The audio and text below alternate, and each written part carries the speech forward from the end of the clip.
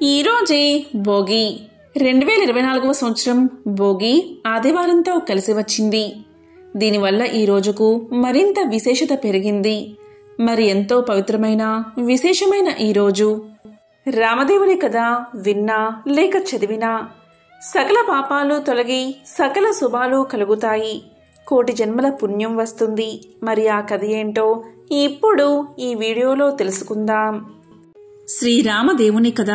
నాగంబట్టు కాశీ ప్రయాణం. అనగనగా పూర్వకాలంలో ఒక బ్రాహ్మణుడు ఉండేవాడు. అతని పేరు నాగంబట్టు.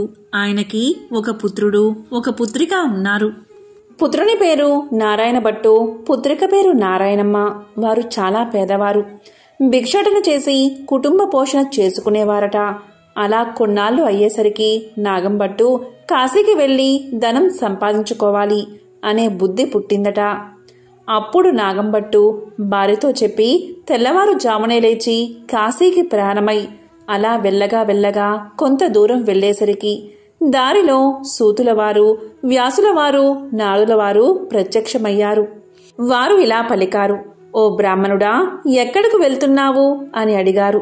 దానికి నాగంబట్టు ఇలా సమాధానం చెప్పాడు, అయ్యా, నేను కాశీకి ధనం సంపాదించుకోవడానికి వెళ్తున్నాను అని చెప్పాడు.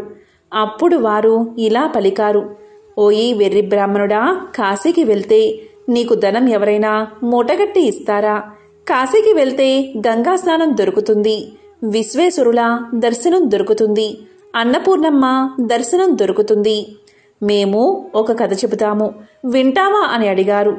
అప్పుడు నాగంబట్టు, మీరు ఏ దేవుని కథో వివరించండి స్వామి అని వేడుకున్నాడు.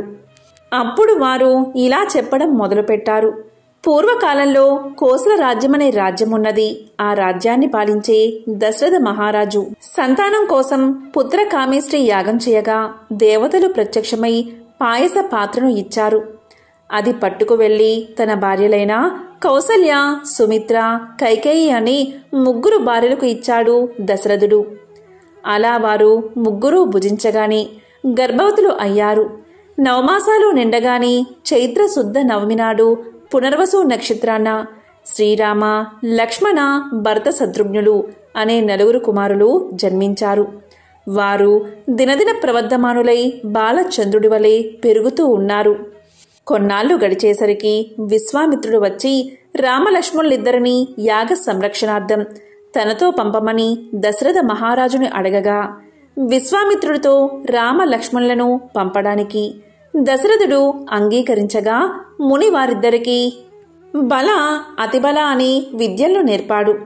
రాముడు తాటకిని చంపి శివుడి విల్లు విరిచి సీతను పెళ్లాడి అహల్యను శాప విమోచనం చేసి పరశురాముని గర్భభంగం చేసి కైకవరం చేత 14 ఏళ్లు అరణ్యవాసంలో ఉండగా రావణాసురుడు సీతను ఎత్తుకుని పోగా లంకాపురమునకేగి లంకా దహనం చేసి రావణాసురుడిని వధించి విభీషణుడికి పట్టం గట్టి తిరిగి వచ్చి పట్టాభిషిక్తుడై సుఖంగా రాజ్యాన్ని ఏలుతూ ఉన్నాడు. ఇది రామదేవుని కథగా చెప్పి 5 లక్ష్మీవారాలు పూజలు చేసి ఆవునేతితో దీపం పెట్టి ఆవు పాలు, గోధుమ రవ్వ, పంచదార కలిపి 5 ఉండలుగా ప్రసాదం చేసి రామదేవునికి నైవేద్యం పెట్టాలి. ఒక ఉండ రామదేవుడికి, ఒక ఉండ బ్రాహ్మణుడికి, ఒక ఉండ మొత్తైదువుకి, ఒకటి ఇరుగు పొరుగు వారికి, ఒక ఉండ భార్యా పిల్లలు తినాలి. ఈ విధంగా 5 లక్ష్మీవారాలు పూజ చేయాలి. నిత్యం రామదేవుని కథ చెప్పుకున్న అష్ట ఐశ్వర్యాలతో ఇష్ట సంపదలతో తులతూగుతారు. సకల సౌభాగ్యాలు సుఖాలు కలుగుతాయి. కష్టాల్లో ఉన్నవారు ఈ కథను చదివితే కష్టాలు పోయి సుఖంగా ఉంటారు. పెళ్లి కాని వారికి పెళ్ళవుతుంది. దరిద్రులు ధనవంతులు అవుతారు. చెవిటి వారికి చెవుడు పోతుంది. గుడ్డివారికి కళ్ళు వస్తాయి. శరీరంలో ఏ జాడ్యాలు ఉన్నా పోతాయి. శత్రువులు మిత్రులవుతారు. పోయిన పదార్థాలు చేతికి వస్తాయి. తీర్థయాత్ర ప్రాప్తి కలుగుతుంది. దైవ దర్శనం అవుతుంది. ఇహలోక సౌఖ్యాలన్నీ పొందిన తర్వాత వైకుంఠ ప్రాప్తి కలుగుతుంది. ఈ విధంగా రామదేవుని కథ చెప్పి శ్రీరాముల వారిని సకలోపచారాలతో పూజించి నైవేద్యం సమర్పించాలని నీవు ఇంటికి వెళ్ళమని చెప్పారు ఋషులు. దీంతో నాగంబట్టు ఇంటికి వెళ్లేసరికి అతని ఇంట ధనధాన్యాలు తులదూగుతూ ఉన్నాయి. అప్పటినుంచి రాములవారిని మరవకుండా పూజ చేస్తూ ఉన్నాడు. కొంతకాలం గడిచేసరికి నాగంభట్టు కాశీకి వెళ్ళాలి అనుకున్నాడు. అందుకని అతను కొంచెం ధనం మూటగట్టుకుని కాశీ కావడి భుజం మీద వేసుకుని కుమారుణ్ణి కుమార్తెను పిలిచి, అబ్బాయి అమ్మాయి, మీరు కథ విడవకుండా శ్రద్ధగా చెప్పుకుంటూ ఉండమని నారాయణమ్మతోనూ నారాయణ భట్టుతోనూ చెప్పి కాశీకి ప్రయాణమై వెళ్ళిపోయాడు. ఆ మరునాడు కుమారుడు ఆయా వారానికి వెళ్ళి వచ్చి, అమ్మా రామదేవుని కథ చెబుతాను, విందువుగాని రామ్మా అని పిలిచాడు. దానికి తల్లి, నాయనా వంటవేళ పొద్దున్నే దాసి పాచి పనికి వచ్చే వేలైనది, ఇప్పుడు కథ వినను అని పలికింది. మళ్ళీ మధ్యాహ్నం కథ చెబుతాను, విందువుగాని రావమ్మా అని పలికాడు. దానికి తల్లి, ఇప్పుడేమి కథ నాయనా, పడకవేళ నిద్రవేళ, ఇప్పుడు వినను అని పలికింది. సాయంత్రం అయిన తర్వాత మంగళహారతులిచ్చి తిరిగి అమ్మను పిలవగా ఆమె పాలు కాచి తోడు వేయాలి, బంగారం వెండి దాచాలి అని చెప్పింది. నారాయణ భట్టు ఈమెకు దరిద్రకాలం సంభవించుచున్నది అని తలిచి పడుకున్నాడు. దీంతో రామదేవునికి కోపం వచ్చి ఎలా వచ్చిన ఐశ్వర్యాలు అలాగే వెళ్లిపోగా బిందెలు చెంబులు గిన్నెలు అన్నీ దొరలి ఇరుగు పొరుగు వారి ఇళ్లకు వెళ్లిపోయాయి.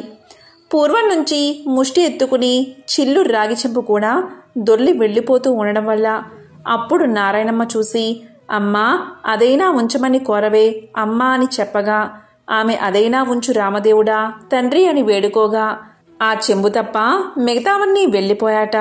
వారి గూటిలో ఉన్న వెండి కంచం కూడా దొర్లిపోతూ ఉండగా అప్పుడు ఆమె కంచం అంచు పట్టుకుని లాగినదట. సగం అంచు వారికి, సగం అంచు పొరుగువారికి వెళ్లిపోయిందట. మరునాటి ఉదయమున ఆమె వారింటికి నిప్పు కోసం వెళ్లి వారింట్లో ఉన్న కంచం అంచు మాదే అన్నదట. మీ కంచం అంచు మా ఇంటికి ఎలా వచ్చిందమ్మా? మేము మీ ఇంటికి వచ్చామా, మీరు మా ఇంటికి వచ్చారా, కాబట్టి ఆ కంచం మాదే అన్నారట. అలా కాదు, మా ఇంట్లో కూడా కంచం అంచు ఉంది, పట్టుకుని వస్తానని రెండూ దగ్గర పెట్టి చూడగా రెండూ అతుక్కుపోయాయట. మాది అని వారు పుచ్చుకున్నారట. దీంతో సిగ్గుపడి ఇంటికి వచ్చిందట తల్లి. అప్పుడు కుమారుడు చూసి, ఏమన్నారమ్మా అని అడగగా మాదే అని వారే పుచ్చుకున్నారని సమాధానం చెప్పిందట. అప్పుడు కుమారుడు, ఇప్పుడు రామదేవుని కథను చెబుతాను, వింటావమ్మా అని అడిగాడు.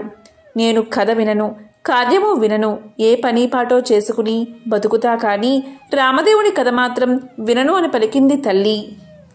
దీంతో ఎలా వచ్చిన ఐశ్వర్యం అలాగే వెళ్ళిపోయింది.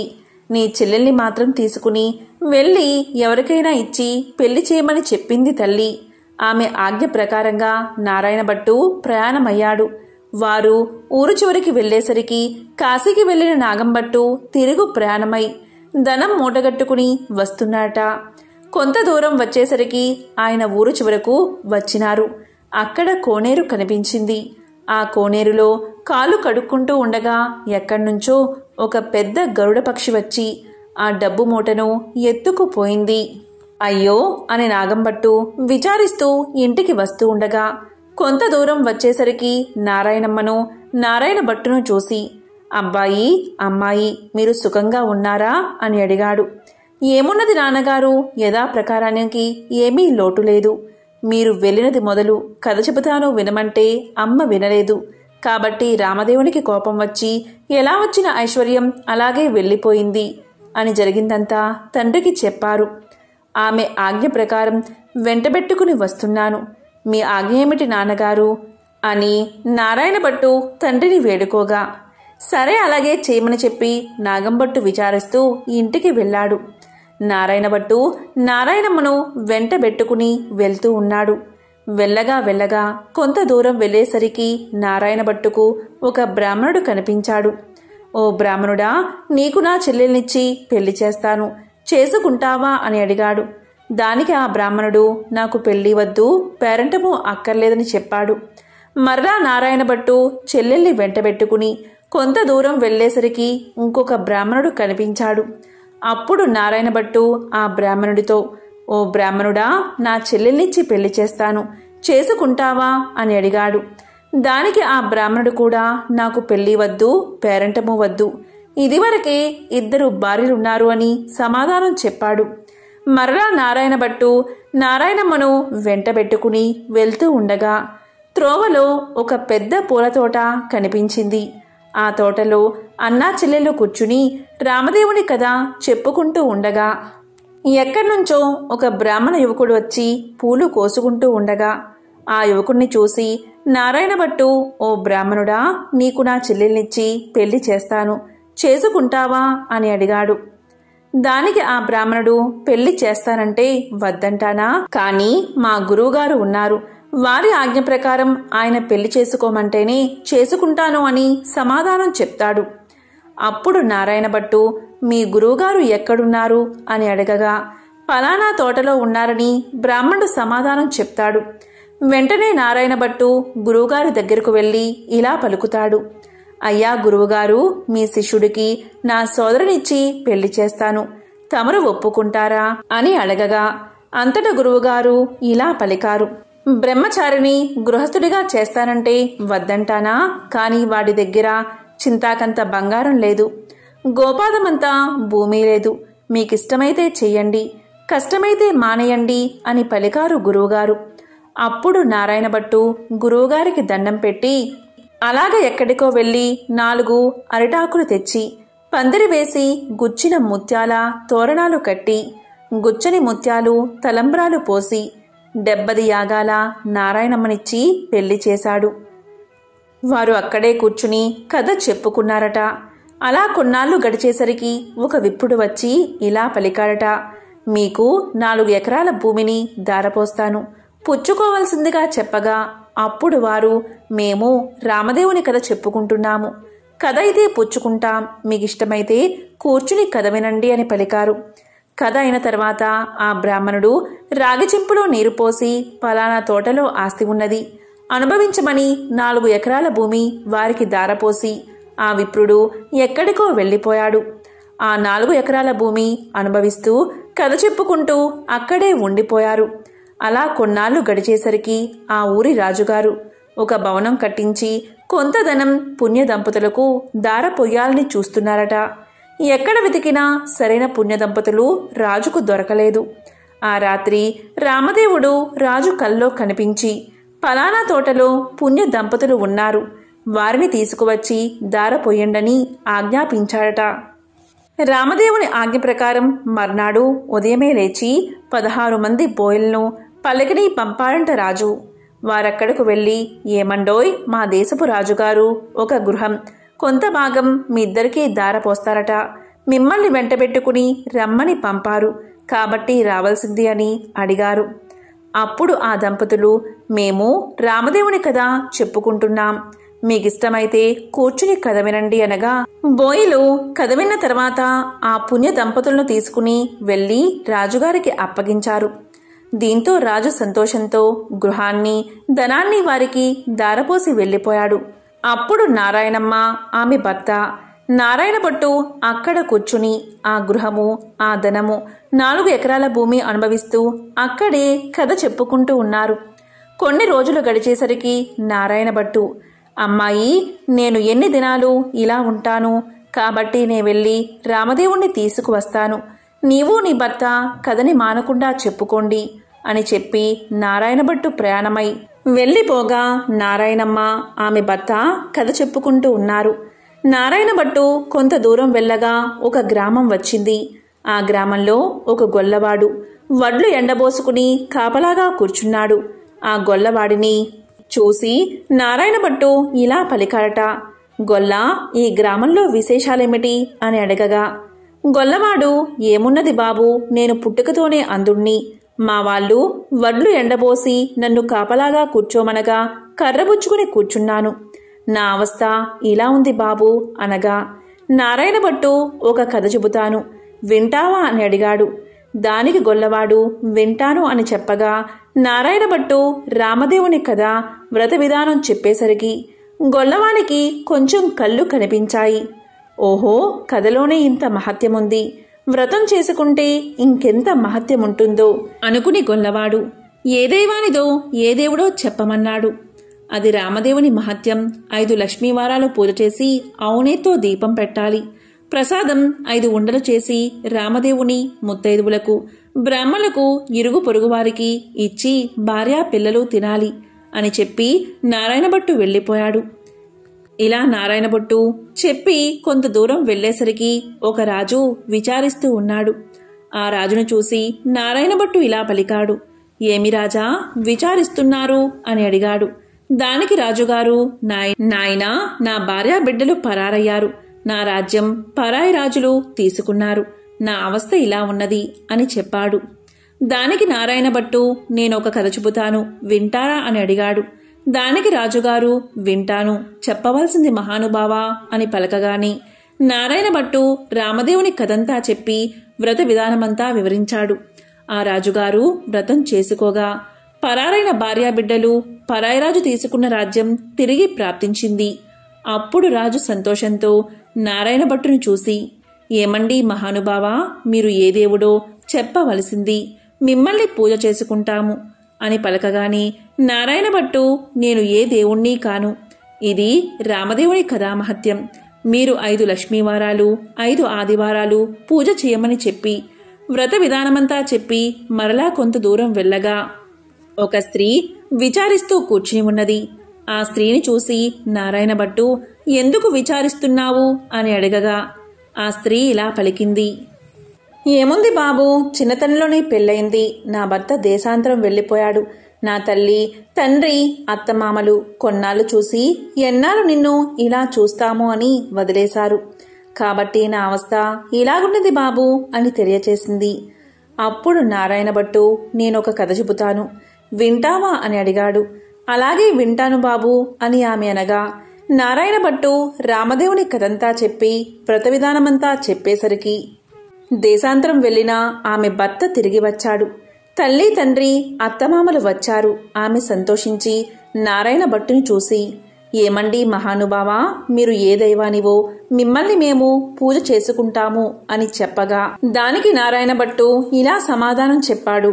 నేను ఏ దైవాన్ని కాదు, ఇదంతా రామదేవుని కథామహత్యం, 5 లక్ష్మీవారాలు 5 ఆదివారాలు మానకుండా పూజ చేయమని కథ విధానమంతా చెప్పి కొంత దూరం వెళ్లేసరికి ఒక గ్రామం వచ్చింది.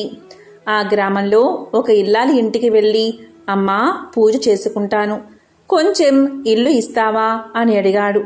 దానికి ఆమె, మా ఇంటిలో మడి ఆచారం కనుక కుదరదు, ఇల్లు లేదు, వెళ్ళిపో అన్నది. అప్పుడు నారాయణభట్టు, కోనేరైనా చూపించు తల్లి అని అడిగాడు.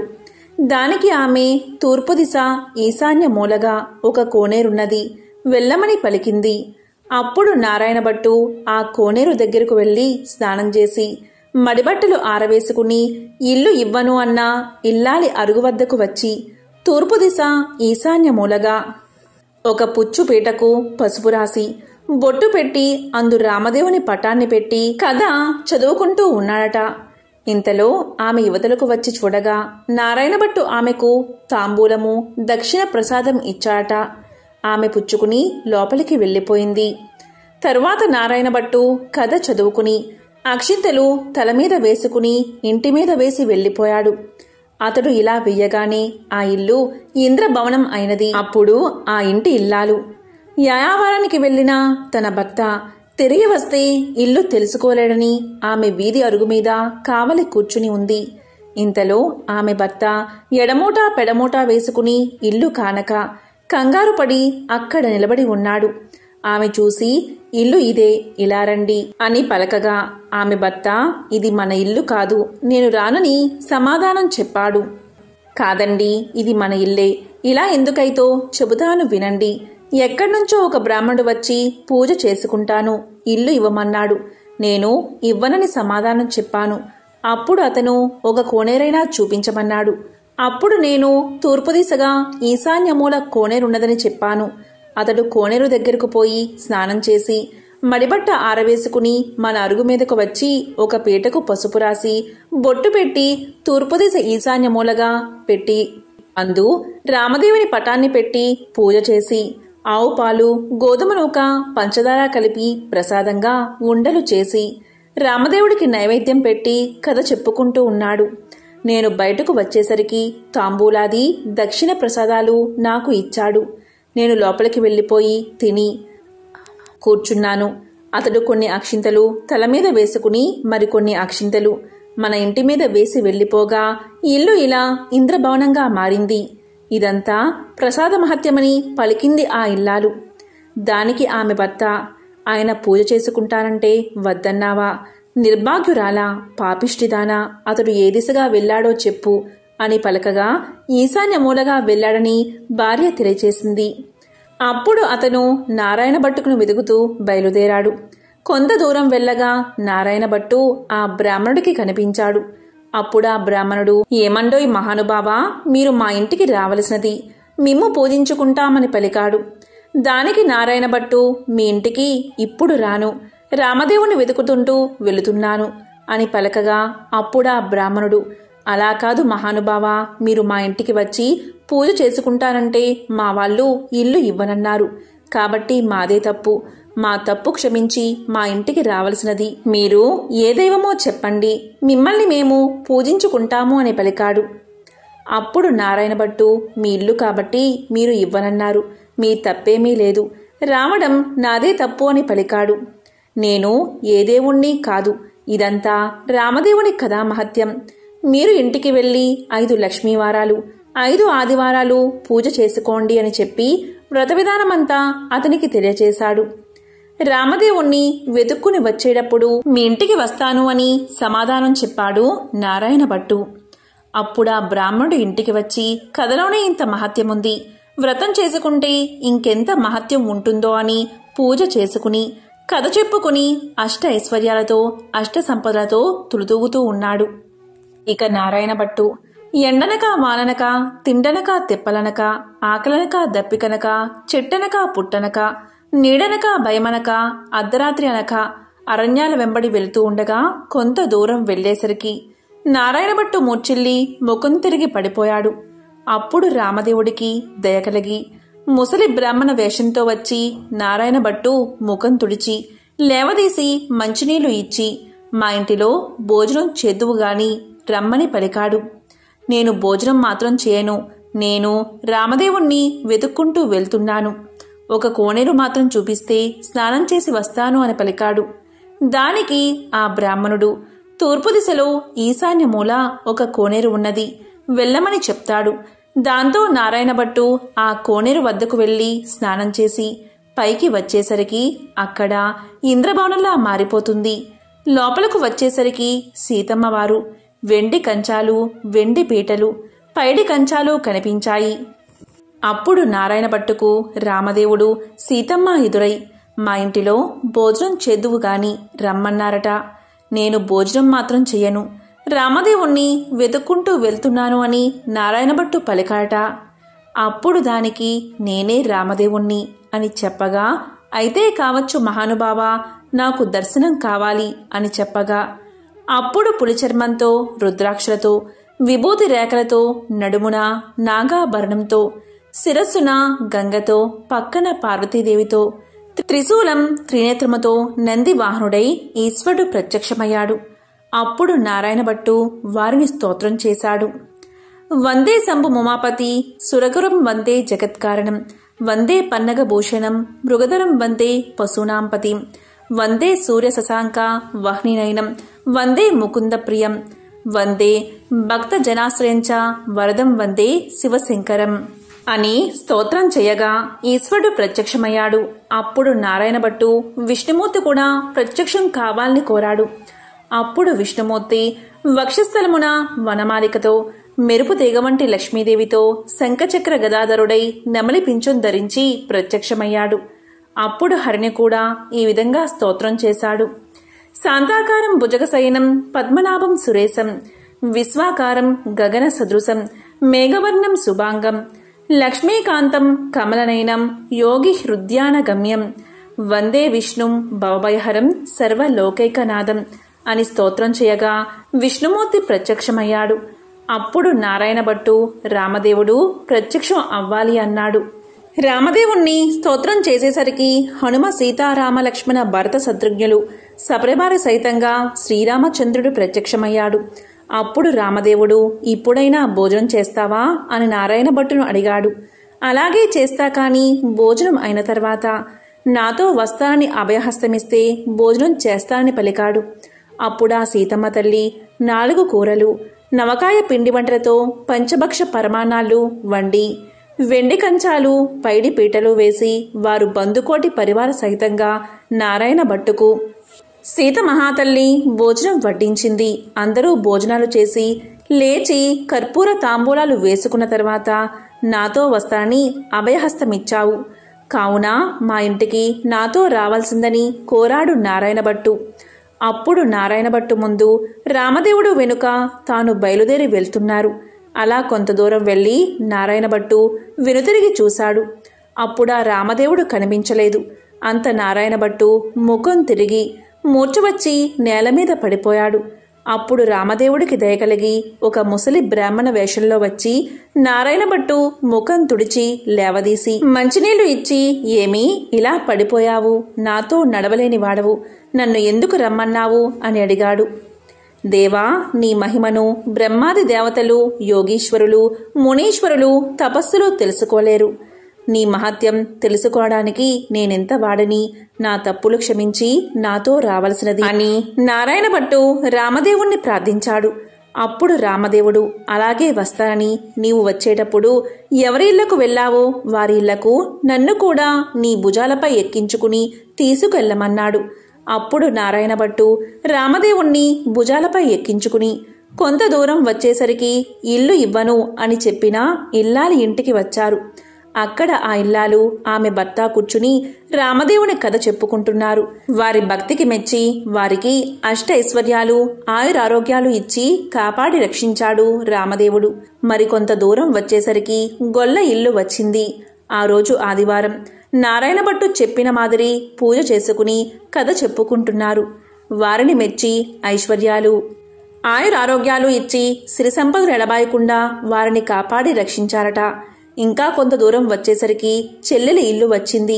అక్కడ వారు రామదేవుని కథ చెప్పుకుంటూ బంగారపు ఉయ్యాల్లో ఊగుతున్నారు. వారిని మెచ్చి ఆయురారోగ్యాలు ఇచ్చి సిరి సంపదలు ఇచ్చి కాపాడి రక్షించాట రామదేవుడు. అప్పుడు నారాయణమ్మ తన ఇంటికి అన్నయ్య వచ్చాడని కాళ్ళు కడుక్కోవడానికి నీళ్ళిచ్చి దాహానికి మజ్జిగ ఇచ్చి మర్యాద చేసింది. అప్పుడు నారాయణ భట్టు ఇలా పలికాడు, అమ్మాయి, నన్నిలా మర్యాద చేయక్కర్లేదు. నేను రామదేవుణ్ణి తీసుకువచ్చాను. నీవు నీ భర్త మా ఇంటికి రావాలి. మనమందరం పూజ చేసుకుందాము అని చెప్పాడు. అప్పుడామె సంతోషంతో అలాగే వస్తానని పలికింది. నారాయణమ్మ ఆమె భర్తతో, నారాయణ భట్టు రామదేవునితో సహా వారందరూ బయలుదేరి వారి గ్రామం పొలిమేరకొచ్చేసరికి గ్రామంలోని వారు కొందరు చూసి పరుగున వెళ్లి వారి తల్లిదండ్రులతో ఇలా పలికారు, ఏమండోయ్ నాగం భట్టుగారు, మీ అబ్బాయి, అమ్మాయి, అల్లుడు ఇంకా ఎవరో బయలుదేరి వస్తున్నారు అని పరుగున వెళ్లి చెప్పారు. అప్పుడు నారాయణ భట్టు తల్లిదండ్రులు పరుగున వచ్చి సంతోషంతో కొడుకుని కూతుర్ని కౌగలించకబోయారట. అప్పుడు నారాయణ భట్టు చూసి, అమ్మా, నన్ను ముట్టుకోవద్దు.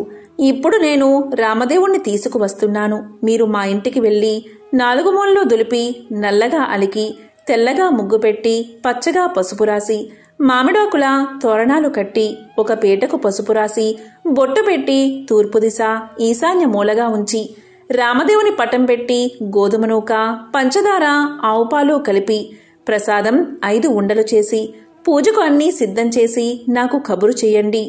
అప్పుడు నేను రామదేవుణ్ణి తీసుకువస్తాను అని చెప్పాట. వారు సంతోషంతో ఇంటికి వచ్చి 4 మూల్లా దులిపి అలికి ముగ్గులు పెట్టి పచ్చగా పసుపు రాసి మామిడాకుల తోరణాలు కట్టి 4 మూల్లా వెతకగా ఒక పుచ్చుపీట కనిపించింది. ఆ పీటకు పసుపు రాసి బొట్టు పెట్టి కుమారుడు చెప్పిన ప్రకారంగా సిద్ధం చేశారు. నీవు రామదేవుణ్ణి తీసుకురమ్మని కుమారుడికి కబురు పంపారు. అప్పుడు నారాయణ భట్టు సంతోషంతో రామదేవుణ్ణి భుజాలపై ఎక్కించుకుని ఆ గ్రామం 4 వీధులు ఊరేగించి ఇంటికి తీసుకువచ్చి రామదేవుడితో, తండ్రి, మా ఇంటిలో మీరు కుడిపాదం పెట్టాలని ప్రార్థించాడు. అప్పుడు రామదేవుడు వారి ఇంట్లో కుడిపాదం పెట్టేసరికి పెద్ద ఇంద్రభవనంగా మారిపోయింది. అప్పుడు నారాయణ భట్టు రామదేవుడితో ఇలా పలికాడు, అపరాధిని కాబట్టి నాకు ఉన్న ఈ పుచ్చుపీటయే సింహాసనమనుకుని దయ ఉంచి తమను కూర్చోవలసింది అని వినయంగా ప్రార్థించాడు. ఆ మాట రామదేవునికి జాలి కలిగి ఆ పీట మీదే కూర్చునేసరికి అది వజ్రాలు, వైడూర్యాలు, కెంపులు, మాణిక్యాలతో చేసిన బంగారపు సింహాసనంగా మారిందట. అందు హనుమ, సీత, లక్ష్మణ, భరత, శత్రుఘ్నాది సపరివార సహితంగా శ్రీరామచంద్రమూర్తి తన ఇంటిలో ఆసీనులై వెలిసారట. అప్పుడు రామదేవుని వ్రతం చేసుకుందామనేసరికి అంతలోనే ఎక్కడ్నుండో ఒక బీద బ్రాహ్మణుడు వచ్చి, ఏమండోయ్ నాగంభట్టు గారు, మీ అబ్బాయికి మా అమ్మాయినిచ్చి పెళ్లి చేస్తాం, ఒప్పుకుంటారా అని అడగగా, పెళ్లి చేస్తానంటే వద్దంటానా బాబు, అలాగే చేసుకుంటాము అని పలికాడట నాగంభట్టు. నాగంభట్టు గారు పచ్చని పందిర్లు వేయించి గుచ్చిన ముత్యాల తోరణాలు కట్టి గుచ్చని ముత్యాలు తలంబ్రాలు పోసి 70 యాగాల నారాయణభట్టు పెళ్లి చేశాడు. నారాయణభట్టు పెళ్లిన తర్వాత నాగంభట్టు భార్య, నారాయణభట్టు భార్య నారాయణమ్మ, ఆమె భర్త వారంతా రామదేవుని వ్రతం చేసి 5 లక్ష్మీవారాలు, 5 ఆదివారాలు పూజ చేసి నైవేద్యం పెట్టి కథ మానకుండా చెప్పుకుంటూ ఉండగా వారి భక్తికి మెచ్చి రామదేవుడు వారిని రక్షించాట, సకల ఐశ్వర్యాలను కలిగించాట, ఆరోగ్యంగా జీవించేలా వరాన్ని ప్రసాదించాట. ఈ నోము ప్రపంచమంతా నోచిన వారందరూ అష్ట ఐశ్వర్యవంతులై సుఖంగా ఉండిరి. ఎంతో పవిత్రమైన విశేషమైన ఈ రామదేవుని కథను ఎవరైతే ప్రతిరోజు చెప్తారో, లేక వింటారో, లేక వినిపిస్తారో అటువంటి వారికి సకల ఐశ్వర్యాలు, భోగ భాగ్యాలు కలుగుతాయి. ఆ శ్రీరామచంద్రుడి అనుగ్రహం తప్పకుండా కలుగుతుంది. ఓం రామచంద్రాయ నమః. ఓం నమః శివాయ.